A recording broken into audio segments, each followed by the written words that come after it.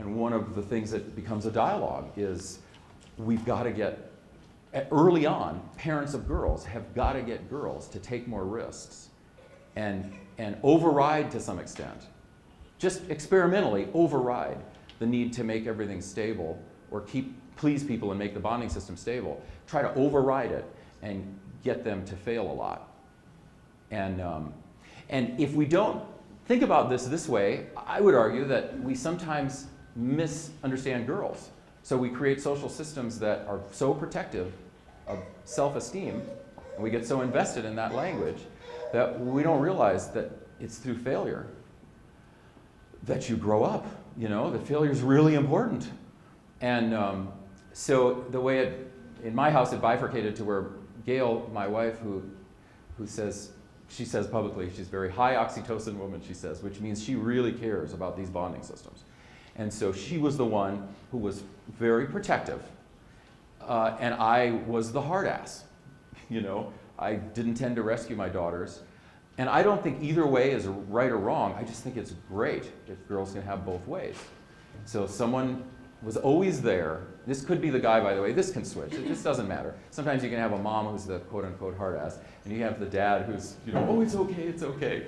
So it can switch. It's just great to have both, and especially for girls, to get them to take more risks. That was one of the dialogues we had. Another dialogue we had in looking at girls, in trying to advance more girls into science was, okay, what's going on in the schools with STEM teaching, so science, technology, engineering, and math. Are the teachers trained? Have they seen this? Do they know this about a girl getting under stress? And her oxytocin level goes up. So let's say she's doing something, she's doing a problem in a math class, and let's make it an advanced class. And you know, she can't get it. And it's really frustrating for her. So her stress level goes up. So what's the chemical that's going to go up? Oxytocin's going to go up. So she's going to reach out to try to connect. If we can connect with her right then, and we can explain it to her and give her concrete examples, life's going to be a lot better. But if the teachers aren't trained in this and they don't connect, and they don't know how to explain this to her in a verbal way and get her invested verbally in this problem, it could be a sequence of 10 problems and she could miss the first one, and then that's it, right? I mean, a lot of you know math science. If you don't get the first or second part in the sequence, much of the rest of the sequence is shot.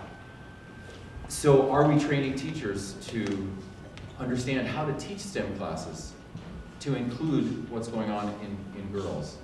And wherever we travel, we find that they haven't been. So that's part of what we do, is train them.